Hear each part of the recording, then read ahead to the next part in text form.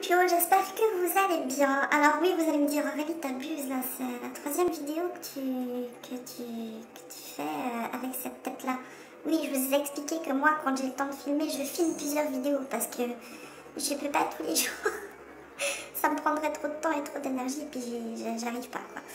Donc voilà, bref, oui, d'abord j'ai pas à m'excuser, c'est comme ça, puis pas autrement. Hein. Bref, je reviens ici donc pour vous raconter un petit peu la suite de mon parcours concernant le bypass. Je vous avais fait une vidéo il y a 2 mois avec mon premier rendez-vous chez le chirurgien. Pour les personnes qui ne l'ont pas vu, je vous invite, non pas là, je vous mettrai le lien en barre d'infos. Donc voilà, donc j'avais pris rendez-vous chez un chirurgien, donc j'ai eu mon premier rendez-vous avec lui. Donc moi, à savoir que apparemment j'ai fait les choses un peu à l'envers. Parce que normalement, le chirurgien, c'est pas la première personne qu'on voit. Normalement, si j'ai bien compris, on voit le généraliste qui nous envoie chez une nutritionniste endocrinologue qui ensuite nous envoie chez le chirurgien. Donc voilà, de toute façon, chacun a son parcours différent. Hein. Voilà, moi j'ai été voir le chirurgien, c'était très bien comme ça. De toute façon, je dis toujours que les choses ne sont jamais par hasard. Donc voilà, ensuite j'ai enchaîné, donc j'ai eu 2 rendez-vous chez l'endocrinologue. L'endocrinologue pour moi c'est une généraliste plus, parce que c'est vraiment la personne qui va vous sonder, qui va vouloir toutes les informations possibles sur votre vie, sur votre développement, que ce soit le poids, que ce soit la naissance, l'enfance, les hormones, donc voilà, les règles et tout, les grosses, enfin voilà, si on a eu des enfants, comment l'accouchement s'est passé, s'il y a eu des complications, enfin vraiment, elle sait tout. Je pense qu'elle sait beaucoup plus sur moi que mon médecin de famille, au final. Vraiment, puis elle est vraiment chouette, en tout cas, l'endocrinologue qui me suit. Voilà, j'ai fait que 2 rendez-vous avec elle pour l'instant, ce qui est déjà pas mal, hein, en sachant que j'ai commencé le 19 juin, je crois, mon parcours. Voilà, nous sommes le 21 août. Enfin voilà, nous sommes environ le 20 août. Non, nous sommes le 21, c'est juste. Et du coup, voilà, ça fait 2 mois. Et en 2 mois, franchement, j'ai déjà beaucoup avancé. L'endocrinologue, voilà, j'ai eu 2 rendez-vous où elle m'a demandé de lui expliquer l'évolution de mon poids, si j'ai fait des régimes, si j'ai perdu, si j'ai pris. Alors voilà, en discutant avec elle, on s'est rendu compte que je faisais comme ça. Je montais, je descendais un peu, je montais un peu plus haut, je descendais un peu, je montais encore plus haut. Voilà, c'est un peu comme ça. Hein. Apparemment, c'est commun, ce genre de situation. C'est plutôt, ouais, c'est souvent comme ça. On perd un peu, on reprend un peu plus, on repère un petit peu, on reprend un peu plus. Et voilà, donc pour l'instant, j'ai eu que ces 2 rendez-vous avec elle. J'ai rendez-vous au mois de septembre pour faire une prise de sang et le test du sucre. Ah. J'ai déjà dû le faire pour ma grossesse, c'est dégueulasse, je déteste. Bon, allez. C'est un petit effort, voilà, c'est pas grand chose, mais c'est vrai que du souvenir que j'en ai, c'est pas très très bon. Et j'avais limite envie de vomir parce que je suis pas du tout sucre à la base. Et là, vraiment, boire du sucre, ça m'avait... Ah, c'était immonde. Bref, prise de sang et ensuite ça, je sais que je vais devoir faire une espèce de radio dans le futur pour voir la composition exacte de mon corps, donc la graisse, le muscle, les tissus et tout, pour voir comment mon corps est fait. L'intérieur, bien sûr. Hein. Et donc ça, c'est tout. J'ai aussi vu une nutritionniste que j'ai vue 2 fois aussi, où là, la même chose, elle m'a demandé surtout, nutritionniste, on parle d'alimentation, hein, donc quelles étaient mes habitudes alimentaires, comment je mangeais au fil de la semaine, donc le petit déjeuner, le midi, le machin, si je faisais des collations, si je grignotais. Moi, je suis absolument pas quelqu'un qui grignote en général, c'est-à-dire que je mange au repas. La seule chose que je grignote, c'est les pipas. Et les graines de tournesol, en fait. Si je grignote devant la télé, c'est ça. Depuis, je ne le fais plus du tout. Hein, j'ai arrêté les pipas. Voilà, donc elle m'a aussi aiguillée sur les changements à faire. On s'est rendu compte que mon souci principal, c'était que je mangeais trop au repas. Voilà, je suis quelqu'un qui mange beaucoup au repas, pas en dehors, mais pendant les repas. Et aussi que je réagissais à la vue des aliments. Donc c'est vrai que je vais pas avoir forcément, je vais pas me dire, ah bah tiens, j'ai envie d'un coca, je vais aller me l'acheter. Non, il n'y a pas, j'ai pas envie. Par contre, si j'ai le malheur d'ouvrir le frigo puis qu'il y a une brique de thé froid ou une bouteille de coca, bah forcément, je vais avoir beaucoup de difficultés à résister. Et ayant une maman qui me garde beaucoup la petite et du coup qui est souvent à la maison, qui ne boit que du coca zéro, mais quand je vous dis que du coca zéro, c'est que du coca zéro. Elle va me détester si elle voit cette vidéo, mais c'est pas grave. Elle boit vraiment que ça. Hein. Quand je vous dis que ça, c'est qu'elle prend pas un seul verre d'eau de la journée. Elle boit que ça. Moi, je bois quand même beaucoup d'eau à côté. Donc c'est vrai que des fois, je pique un verre de coca, 2 verres de coca, parce qu'il est là. Si on n'aurait pas dans le frigo, j'aurais pas envie. Donc voilà, je dois travailler là-dessus, justement, apprendre à me dire non, il est là, mais c'est pas parce qu'il est là que je dois y toucher. C'est encore un peu difficile, comme je lui ai dit. Moi, je suis pas quelqu'un qui va changer du jour au lendemain, hein, c'est juste pas possible. Enfin, si je pourrais me forcer, mais par contre, je sais d'avance que ce sera un échec parce que je vais vite reprendre les mauvaises habitudes. C'est pour ça qu'il faut changer petit à petit, vraiment prendre le temps de reprendre les bonnes habitudes pour que ça devienne vraiment un automatisme et pas juste du forçage ou voilà, parce qu'on doit le faire. Donc ça, c'est les deux choses. Elle m'a aussi appris que fallait pas laisser les féculents de côté, alors que moi, je lui disais toujours, mais il faut... Ouais, voilà, les féculents, c'est ce qui fait le plus grossir, alors que non, les féculents, ça sert vraiment à avoir cette sensation de satiété, en fait, d'avoir assez mangé. C'est vraiment la chose qui va nous caler.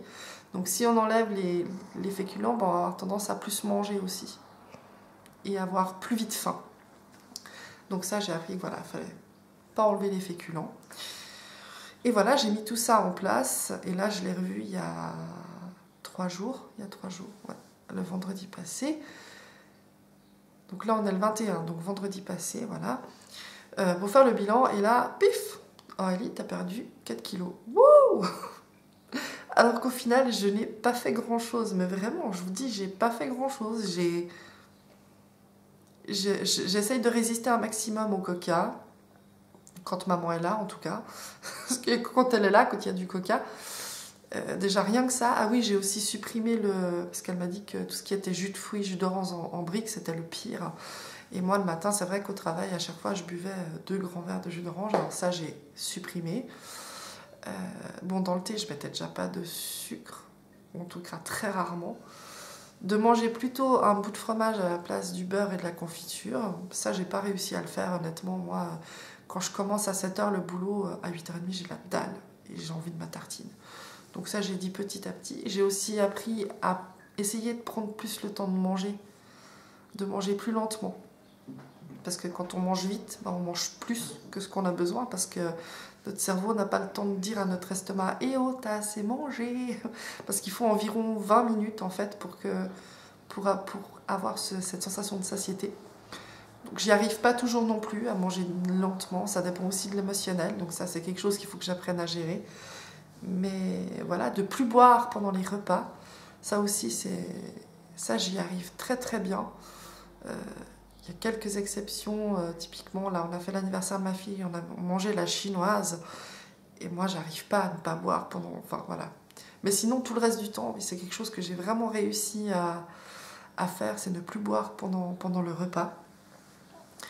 Voilà, j'ai vraiment fait des petites choses comme ça, et comme quoi des fois il suffit de pas grand chose. Et j'ai perdu 4 kilos. Et voilà. 4 kilos de loin. Ah, j'étais contente, hein, et pourtant Bon, mon mari m'avait dit que... Je pense que même par rapport à... Si vous regardez la vidéo du rendez-vous chez le chirurgien, je pense que j'étais quand même plus... Moi, je perds tout de suite au niveau du visage, et ça se voit tout de suite au niveau du visage quand j'ai perdu du poids. Donc ça, je suis assez contente. Donc je continue petit à petit à changer mes habitudes, sans me forcer, sans me stresser, sans me mettre de pression, parce que si je me mets la pression, ça va faire l'effet inverse en fait. Je me connais vraiment très très bien. Ensuite, donc ces 2 rendez-vous-là, donc je vais continuer à être suivie par la diététicienne qui me fait régulièrement des... composition corporelle. À chaque fois que j'y vais, elle me met des patchs sur les pieds et tout, ça Ça, voilà, ça me dit la masse graisseuse, la masse, l'eau que j'ai dans le corps, le muscle. Et là, on voit tout de suite l'évolution. Donc là, j'ai perdu apparemment 100 grammes de graisse. Par contre, j'ai perdu du muscle, mais ça, je sais pourquoi. C'est parce que pendant un mois, il n'y avait pas la garderie de ma fille. Donc, pendant un mois, je n'ai pas fait les allers-retours en vélo. Et bien, comme quoi, hein, rien que ça maintient la muscu. Enfin, je suis en train de me rendre compte de plein de choses. Rien que le fait de faire un petit peu de vélo pour amener ma fille à la garderie, parce que c'est quand même à plus d'1 kilomètre, c'est environ à 2 kilomètres de chez nous. Et ça grimpe, hein, donc je gagne du temps en allant en vélo qu'en allant à pied, c'est long. Et ben ouais, pendant un mois, j'ai pas fait les trajets parce que la garderie était fermée. Et ben on l'a vu sur la composition corporelle que j'avais perdu du muscle. Rien qu'avec ça, c'est dingue. Moi, j'étais scotchée parce que je m'attendais pas à ça. Parce que je bouge quand même en général, hein, je travaille, surtout que là pendant les vacances j'ai beaucoup travaillé. Mais pour pallier à ça, donc moi je suis quelqu'un qui... j'ai toujours aimé le sport, faut pas croire, j'ai toujours aimé le sport. Mais c'est vrai qu'il faut trouver le temps, il faut trouver l'énergie, il faut trouver les sous aussi. Hein. On va pas se mentir, surtout que moi j'ai pas le permis et j'habite un bled où il n'y a rien, il n'y a même pas une épicerie. Donc il me faut 40 minutes de l'Eb pour aller à Lausanne. Je pourrais aller à Échalon, mais je sais qu'à Échalon, si je vais faire du sport à Échalon, je vais pas y aller, je vais pas tenir. Je me connais. Faire du sport à la maison, il y en a qui me disent « Ouais, mais tu fais à la maison et tout. » Non, non, je me connais, je sais comment je suis, je vais le faire une semaine. Et après, rien à cirer, je vais plus rien faire. À la maison, moi, à la maison, c'est je suis posée, je suis posée. Faut pas me demander d'aller faire du cardio ou porter des poids. Non, non, à la maison, en plus, j'ai ma fille à la maison, donc voilà. Ah, mais il y a ton mari. Mon mari travaille à 100%. Plus les vendredis soirs et les samedis soirs, il travaille dans une boîte de nuit. Donc autant vous dire que je suis la plupart du temps toute seule, en fait, avec la petite. Mais pour pallier à ça, je me suis dit, parce que moi j'adore le sport, et j'ai une collègue qui fait dans une salle à Lausanne, et moi il faut savoir que j'adore le cinéma, c'est-à-dire que j'ai un passe-pâté et que j'ai essayé de prendre congé les lundis, la plupart du temps déjà de 1 parce que ma fille va à la garderie et comme ça évite à ma maman de venir juste pour l'amener. Tout le monde s'en fout, Aurélie, mais ça va. Bref, et tous les lundis du coup normalement je vais au cinéma. Et je me suis dit, Aurélie, tu vas au cinéma? Tu prends la salle juste à côté et comme ça bah, tu sais que quand tu vas au cinéma tu vas faire ton sport. Voilà, au moins tous les lundis tu vas faire 2 heures de sport. Parce que ça je sais que je vais le faire. Parce que je vais aller au cinéma et automatiquement je vais avoir envie d'aller faire du sport parce que je serai sur place. Moi, ce qui me saoule, c'est de me dire je suis à la maison et je dois me taper 40 minutes de lait pour aller faire du sport. Ça, et là, je parle que de l'aller. Hein. Donc, aller-retour, non, j'ai autre chose à faire. Donc, voilà. Voilà. Donc, du coup, je me suis fixé cet objectif-là. Donc, je vais aller m'inscrire après mes vacances parce que là, on va partir une semaine. Et j'avais pas envie de payer pour rien, pour pas que j'y aille. Hein. Donc, autant payer quand je commence à y aller. Donc là, ce sera début septembre. Donc là, je me suis dit, parfait, je vais au cinéma et je vais faire mon sport. Point, barre, nickel, parfait. Et il y en a qui ont dit, ah, mais quand tu vas faire le bypass, il faut faire plus de sport. Alors, je pense que ça, c'est propre à chacun. Oui, il faut bouger. C'est clair que, oui, on va perdre du poids, mais on n'est pas à l'abri. Hein. Après 2 ans... on peut très vite reprendre le poids qu'on a perdu et voilà, d'où l'importance de prendre les bonnes habitudes et de bouger. Ça, j'en suis totalement consciente. Après, je pense que c'est propre à chacun par rapport à sa disponibilité, à son énergie, à son emploi du temps, à sa motivation aussi. Et voilà, je veux dire, on a tous et toutes des vies différentes. On n'a pas tous et toutes les mêmes objectifs. Moi, mon objectif, je préfère me poser un objectif de me dire... J'y vais tous les lundis. Au moins le lundi, je sais que je vais y aller. Que si je me fixe un objectif, je vais faire du sport 3 fois par semaine, je sais d'avance qu'au bout de 3 semaines, je serai en situation d'échec. Et qu'est-ce que ça fait la situation d'échec? Eh bien, ça démotive. Donc du coup, on a encore moins envie. Donc voilà, moi je préfère me fixer des objectifs petit à petit. Voilà, petit à petit. Peut-être que après, je me dirai, ah ben tiens, je peux aller pendant ma pause là. Parce que des fois, quand je fais 7h, 22h, Oui, oui, oui, vous entendez bien, 7h, 22h. On a des pauses de 2 heures, mais quand on fait 7-22, je vous garantis que les 2 heures, vous avez envie de faire une sieste. Parce que c'est long, surtout quand vous faites 3 jours d'affilée comme ça, c'est... Et peut-être que justement, après, je serai motivée à faire un peu plus. Mais pour l'instant, tous les lundis, mon objectif, je tiens déjà ça et je serai déjà contente de moi. Donc voilà pour ça. Il y a eu aussi autre chose qui s'est passé, c'est que, en tout cas en Suisse, en France je n'en sais rien, mais en Suisse normalement on a des... En tout cas dans le canton de Vaud, je vais encore préciser parce que je pense que ça change d'un canton à l'autre, on a des séances obligatoires d'information, donc ce sont comme des cours qui nous expliquent un peu tout ce qui concerne le bypass, donc l'opération, le suivi, les examens, les machins, l'alimentation, enfin bref. C'est vraiment pour bien nous mettre au courant de ce que c'est et comment ça se passe, avec les risques, les avantages et tout ce qui en suit, n'est-ce pas? Et là, j'ai eu, mais vraiment, quand je dis que les choses ne sont pas faites par hasard, c'est que normalement, ce genre de cours, ce qui est pénible, c'est que c'est 4 séances, donc sur 4 semaines d'affilée, donc c'est soit un lundi, soit un mardi, soit un jeudi, enfin, et c'est 4 semaines d'affilée. C'est pas un cours par-ci, un cours par-là, non. C'est 4 jeudis de suite. Si vous ne pouvez pas les faire, ça reporte au mois de décembre. Novembre ou décembre, j'étais là. Ouh. Et vraiment, quand je dis que les choses sont bien faites, c'est que quand elle m'a dit les dates, donc c'était au fin juillet, début août, j'avais les 3 jeudis de congé. J'étais là, mais c'est waouh! Et en plus, le 4e jeudi, je travaillais avec une collègue qui a gentiment accepté que je vienne travailler plus tard pour aller au cours. Du coup, j'ai pu faire les cours tout de suite. Donc ça, c'est fait. Et sinon, ça reportait novembre-décembre. Et là, ça m'aurait saoulée, vraiment saoulée. Du coup, ça s'est fait. Les cours sont très bien faits, ils sont très intéressants. En tout cas, nous, on était un petit groupe. Et voilà. Alors, j'ai appris des choses. Il y a beaucoup de choses que je savais déjà parce que je me suis beaucoup renseignée. Enfin, voilà, Voilà, pour moi, quand j'ai entamé les démarches, c'est que ma décision était prise. Alors que dans le cours, je me suis rendu compte qu'il y avait des personnes qui étaient là vraiment pour se renseigner, quoi, en fait, qui n'allaient pas forcément faire l'opération au final. Voilà, moi, je faisais partie de ces personnes qui étaient prêtes, déjà en arrivant au cours, et qui savaient ce qui les attendait. J'ai eu d'autres précisions qui étaient très intéressantes, mais dans la globalité, voilà, j'ai pas appris grand chose. J'ai appris des choses, mais j'ai pas tout. Enfin voilà, j'ai pas appris grand chose. Mais c'était chouette. Voilà, c'était sympa. Petite parenthèse, parce que c'est un truc qui m'a prise au trip le jour où ça s'est passé. Par rapport au sport, je suis obligée de le dire, parce que ça m'a tellement énervée.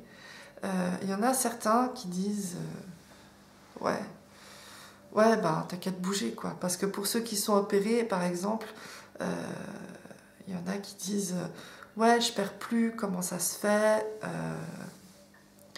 Et il y a un certain monsieur qui a poussé un coup de gueule sur un réseau social, enfin voilà, sur une page.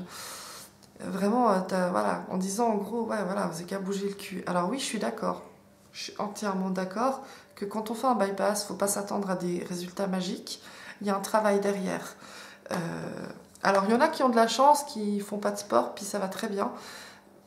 Tant mieux pour eux, mais c'est vrai que la plupart, voilà, il faut bouger. Voilà, si on veut des résultats, et si on veut entretenir ces résultats, il faut bouger. Il ne faut pas rester cloîtré chez soi, quoi. Donc c'est important de bouger. C'est vraiment que le monsieur, il n'a pas dit les choses de manière très diplomate, on va dire ça comme ça. Et c'est vrai que moi, je l'ai très mal pris, parce que pourtant, je suis pas encore opérée. Mais vraiment dans le sens, ouais, si on veut, on peut. Non, pas forcément. Je suis pas d'accord avec ça. Faire du sport, c'est bien. Après, on n'a pas tous le même emploi du temps, on n'a pas tous la même motivation, on n'a pas tous les mêmes moyens financiers. On n'a pas tous le même quotidien, d'accord? Donc j'ai appris par la suite que cette personne qui disait de faire 6 heures de sport par jour travaillait dans un fitness. J'étais là, tu te fous de ma gueule, mon gars? T'es con? T'es con, mon gars? Ah ouais, bah ouais, quand t'auras tout dit, forcément, c'est facile de faire 6 heures de sport par jour quand on bosse dans un fitness. Allô, Bobev. Ah non, mais faut pas que je le croise, parce que moi, j'aime pas les gens qui attaquent comme ça et qui font culpabiliser parce qu'ils se rendent pas compte du mal qu'ils peuvent faire aux personnes qui... C'est pas qu'elles n'ont pas la volonté, c'est juste qu'elles n'ont pas forcément les circonstances pour faire ce qu'elles ont envie de faire. Et j'ai trouvé ça très cruel, vraiment méchant et petit, surtout venant d'une personne qui apparemment avait été opérée aussi, donc qui venait de là où on vient. Et c'est pas cool parce que ça fait culpabiliser ceux qui n'arrivent pas à en faire plus, en fait, ou qui n'arrivent pas à en faire, tout simplement. Après, le fond du message était totalement justifié, hein, vraiment. Forcément, si tu perds pas de poids, mais que tu bouges pas ou que ben, forcément, t'étonnes pas, c'est normal. Enfin, si tu veux vraiment que ça suive et perdre du poids, bouge, fais du sport, même si c'est un petit peu... Le fond du message était totalement juste, mais la manière dont ça a été dit, c'était... Mais voilà, je veux dire, hé gars, nous on a des enfants, on travaille, on a des horaires de dingue. Après, monsieur, oui, moi je fais 6h30, 23h30, j'ai le temps de faire du sport. Alors déjà, 6h30, 23h30, j'ai un petit peu des doutes. Hein. Moi, dans ma CCT, j'ai le droit de faire 13 heures dans une journée, voire 15. Parce que ma branche est spéciale, je travaille dans le handicap, dans le social. Je pense pas que dans un fitness, tu fasses des horaires 6h30, 23h30 non-stop. Parce que ce serait illégal si jamais. Bref, et j'ai là, forcément, t'as le temps de faire du sport si t'es déjà dans la salle de sport. Mais mais le gars, j'ai envie de le claquer à travers mon écran tellement j'ai trouvé ça mais déplacé, méchant, petit et mesquin. Et le pire, c'est que le monsieur, il ouvrait une salle de sport. Mon gars, travaille ta communication, travaille ton empathie, travaille ton rapport aux autres, parce que si t'es comme ça avec tes clients, ça va pas le faire, quoi. Enfin, en tout cas, moi, ça me donne pas envie d'aller dans ta salle de sport, hein, je te le dis tout de suite. Ah, puis en plus, oui, mais il y a des garderies, machin. Oh. Bref, un personnage que j'ai trouvé vraiment pathétique. Et tant pis si ça heurte quelqu'un, hein, je m'en fiche. Moi, je dis toujours ce que je pense. Je suis quelqu'un de très authentique. Je ne peux pas cacher mes émotions. C'est quelque chose que je ne sais pas faire. Et vraiment, ouais, je trouve que ce monsieur a une grande remise en question à faire sur lui-même. Ouais, l'empathie. Tu connais l'empathie? Empathie. Je te laisse chercher dans le dictionnaire. Parce qu'apparemment, tu en as besoin de l'empathie. Voilà. Petit coup de gueule que j'avais vraiment besoin de faire depuis quelques semaines. Hein. Donc voilà, comme je le dis, on n'a pas tous les mêmes circonstances, on n'a pas tous le même parcours de vie, on n'a pas tous les mêmes attentes, on n'a pas tous le même contexte, les mêmes moyens, que ce soit physique, mental, matériel, financier. Voilà, à chacun ses objectifs personnels, à chacun son rythme, à chacun ses envies. Et voilà, effectivement, les personnes qui se plaignent de ne pas perdre ou de reprendre du poids et qui ne font rien, alors forcément, là je suis d'accord, il faut aussi y mettre un petit peu du sien. Mais voilà, après il y a des gens qui perdent plus parce qu'elles perdent plus. C'était un peu brouillon hein, tout ça, mais il fallait que ça sorte. Ah, ça fait du bien, ça fait vraiment du bien. Ouais, je suis contente, tant pis, il fallait que ça sorte. Bon, je vais vous foutre la paix, hein, donc voilà, je reviendrai vers vous pour la suite d'ici plusieurs semaines, voire plusieurs mois, enfin 2-3 mois je pense. Et je viendrai vous dire justement où sont mes rendez-vous et qu'est-ce qui se passe pour la suite. Donc voilà, cette vidéo est finie, j'espère qu'elle était un peu... Enfin oui, la fin c'était un peu brouillon, je suis d'accord, mais voilà. Moi je dis les choses comme elles viennent. En tout cas, j'espère que ça a pu vous aider pour certains ou intéresser pour d'autres. Donc, que vous êtes reconnus là-dedans, je ne sais pas. En tout cas, je vous souhaite une belle journée, je vous fais plein de gros bisous et je vous dis à tout bientôt.